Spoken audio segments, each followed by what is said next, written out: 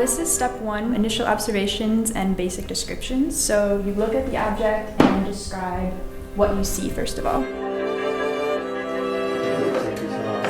I tried putting the key in, but it seems like there's something like stuck in the key.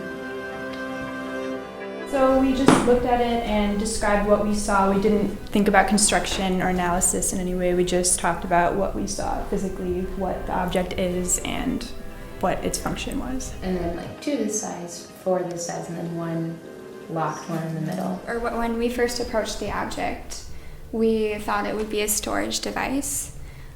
We saw that there were 10 drawers. 1, 2, 3, 4, 5, 6, 7, 8, 9, 10, and 5 legs that supported the item, and that it was rather small in stature. If you open the drawers, you can see that they are of a size that wouldn't fit clothes or anything like that. It's smaller than a chest of drawers that would stand on the floor. And it's made of wood and brass pulls, so you can open the drawers. And there's only 1 drawer that has a lock on it, and it's the center one.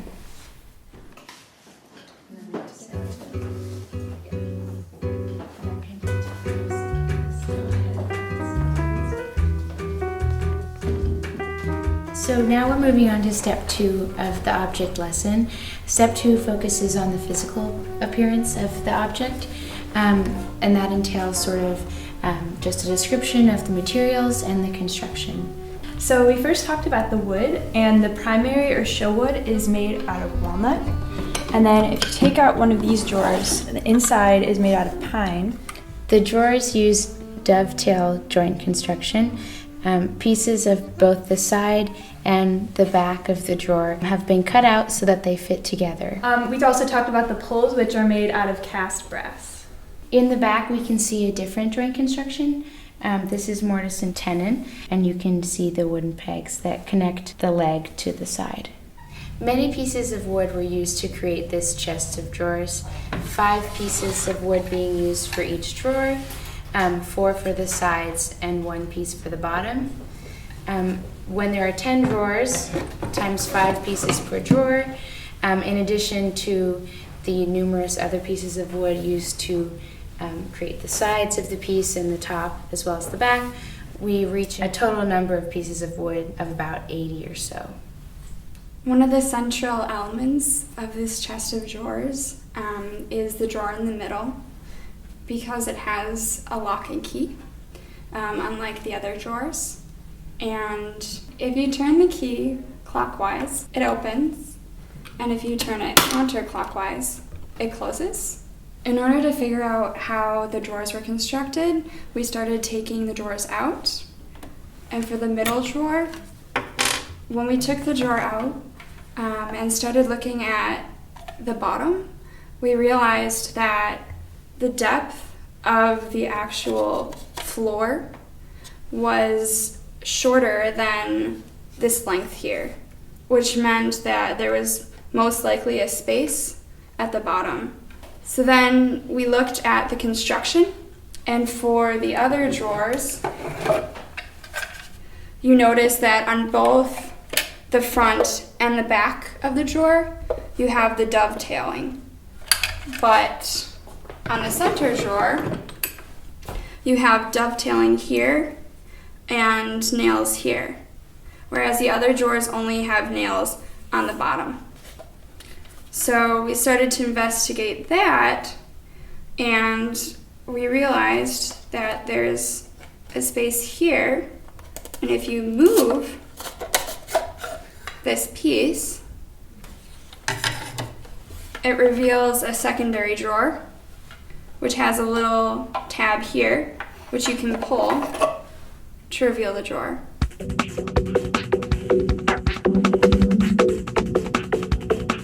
Step 3 is looking at the context of the item, the historical and metaphorical aspects, or what we would call the associative qualities. So now we're going to talk about the historical aspects, particularly what the chest is constructed of. So the brass is imported, which might also show that the owner of this was probably of the upper class. The wood is walnut, and the inside of the drawer is pine, which are from the middle colonies. And the baluster has a line on it, which is also typical of Pennsylvania construction. We also started to think about the level of craftsmanship put into the legs, for example. It's not just a cabinet that sits flat against the ground or on top of a dresser, for example. It has these decorative legs. For something of such a small size, there's a very high level of craftsmanship put into the piece, and while it is functional, it's not the same type of functionality that you would find in a kitchen table that is used every day, or even a larger chest of drawers which might hold all of the family's possessions like blankets and clothes. This is sort of for smaller accessories that perhaps only a wealthier colonist might be able to afford. Not only are the materials expensive, and the idea that you would have accessories lead us to believe that the person who owned this was wealthy, there's also the added element of a lock and key.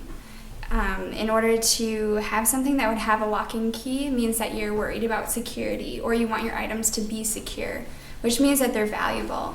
The added element of the hidden drawer says that they're even more important and that you want to protect them. The idea that you would need security for your things suggests that you have people going in and out of your house, because we believe that this isn't something you'd leave outside just because of the level of craftsmanship. So most likely it would be in, we believe, a bedroom or a parlor.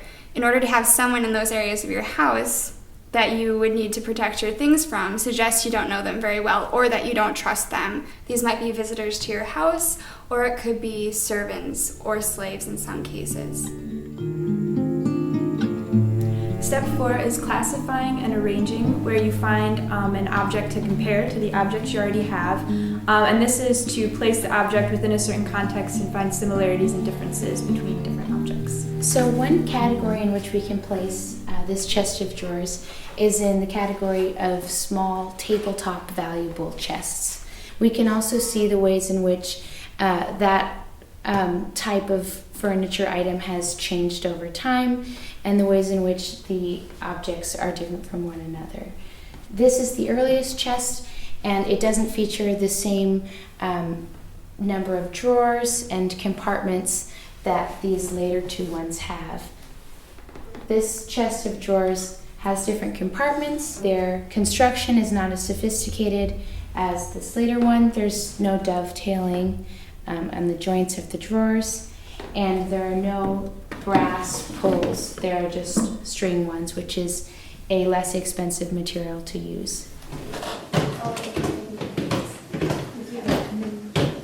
This piece of furniture is also a miniature of something of this size, which would hold something like clothing. We also realize that these have locks, at least these 3 drawers do. So much like that piece, there's a security purpose for it. These are both William and Mary style, late 17th and early 18th century.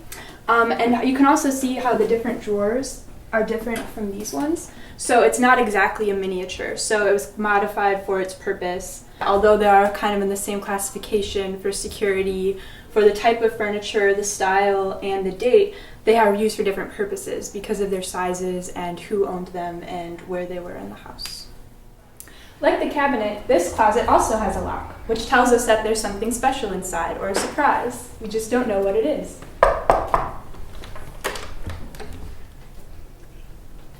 Here you can see the locking mechanism on the set of drawers. However, there's another surprise, kind of like this closet, Where you get a second surprise. We have finally reached step 5, interpretation and synthesis, where we take all that we've learned today and interpret it in our own way. Today we discussed an 18th century miniature cabinet that is made out of walnut, yellow pine, imported brass, and is made in Pennsylvania. It most likely would have belonged to a wealthy person.